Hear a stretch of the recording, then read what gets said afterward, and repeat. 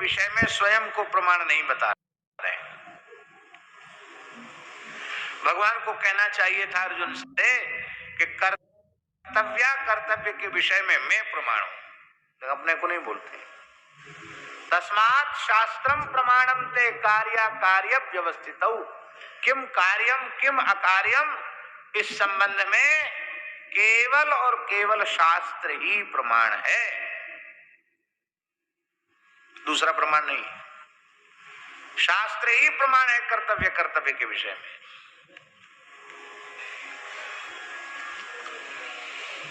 भगवान अपने को प्रमाण बता देंगे ना ठाकुर जी, तो भारी खतरा हो जाएगा।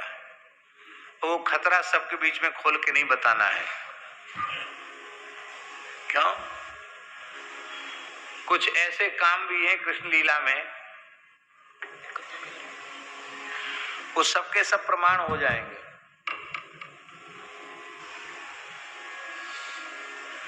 कितने ब्याह ठाकुर जी के ऐसे हैं जो अप्रमाण हो जाएंगे। प्रमाण उनको लोग प्रमाण कहने लगे, क्योंकि कर्तव्य के विषय में कृष्ण प्रमाण है।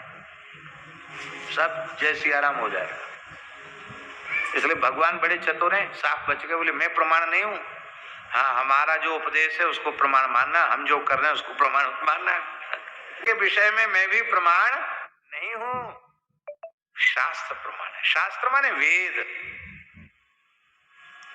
क्या करना है क्या नहीं करना है। इसलिए यह क्रियावान स पंडितः, और वह क्रिया क्या है? वैदिक सदाचार ही क्रिया है। इसलिए आचार प्रभवो धर्मः, आचार प्रथमो धर्मः, यह क्रियावान स पंडितः। इसी को निष्काम कर्म योग भी कहा गया। इसी क्रिया योग का, गुरुजी, इसी क्रिया योग का जो परिष्कृत स्वरूप है वह है निष्काम कर्मयोग, जिसको भगवान गीता में निष्काम कर्मयोग कहते हैं। इस निष्काम कर्मयोग की आचार्य कौन है? इसका प्रतीक कौन है? कैकेयी माता है। इसलिए चित्रकूट में राम जी बोल रहे हैं, भरत अब भूल के ऐसी भूल मत करना। अब माता के बारे में, क्योंकि जो माता को दोष देते हैं वे जड़ हैं। तुम जड़ नहीं हो, तुम तो परम विद्वान हो, तुम विवेकी हो। जिन्होंने संतों की सभा का सेवन न किया होगा, साधु सभा नहीं सेई, संत सभा का सेवन नहीं किया होगा, सत्संग नहीं किया होगा, वो कैकेयी को दोष देंगे। यदि तुम दोष दोगे तो तुम जड़ प्रमाणित हो जाओगे, भगवान के कहने का सही है। अविवेकी प्रमाणित हो जाओगे, और ये प्रमाणित हो जाएगा कि तुमने कभी साधुओं की गोष्ठी में बैठकर सत्संग किया ही नहीं। कैकेयी हमें अपनी दृष्टि से, ये बड़ी सूक्ष्म बात है, विशुद्ध प्रेम का प्रादुर्भाव निष्काम कर्म योग से ही है।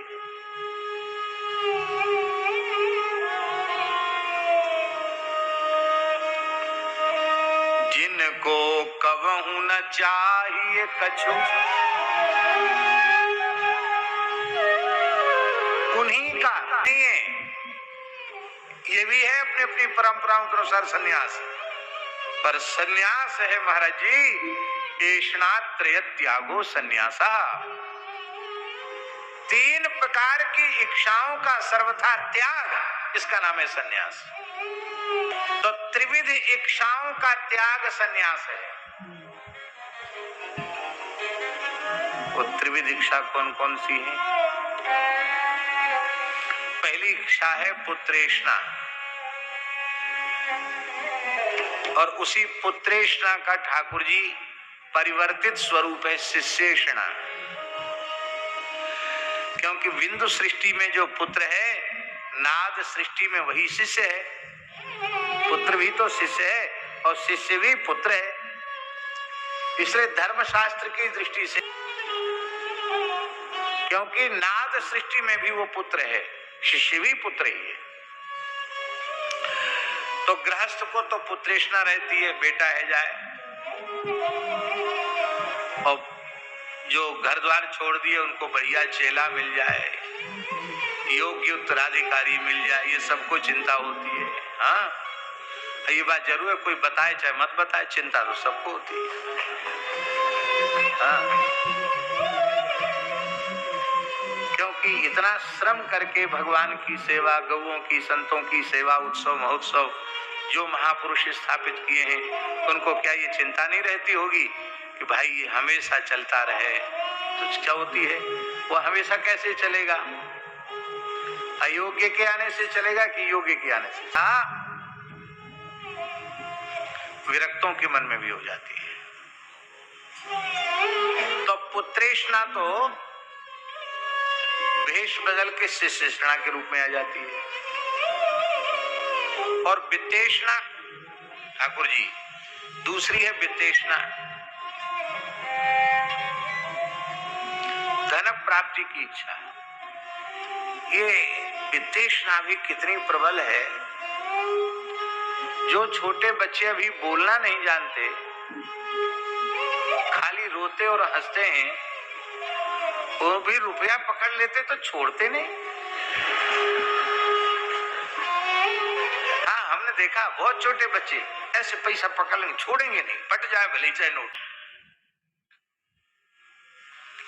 विरक्त होते हैं, कई बार वे नियम ले लेते हैं कि हम द्रव्य का स्पर्श नहीं करेंगे, नहीं करते हैं, काम चल जाता है, कोई बात नहीं। पर वो वित्तेष्णा परमार्थ का स्वरूप धारण करके उपस्थित। वित्तेष्णा धन की जरूरत नहीं है, क्यों? हमारा कोई संसार नहीं है, चलो ठीक है, मान लिया बात। पर हजारों गैया खड़ी हैं,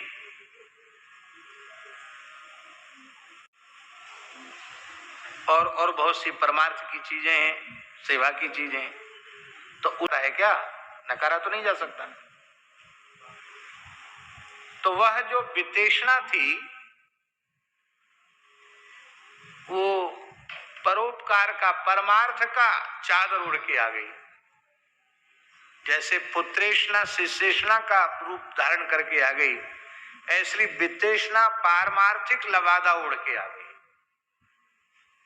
परम विवेकी, परम वैराग्यवान पुत्रेष्णा, शिष्येष्णा, वित्तेष्णा और परमार्थ की कामना से भी शून्य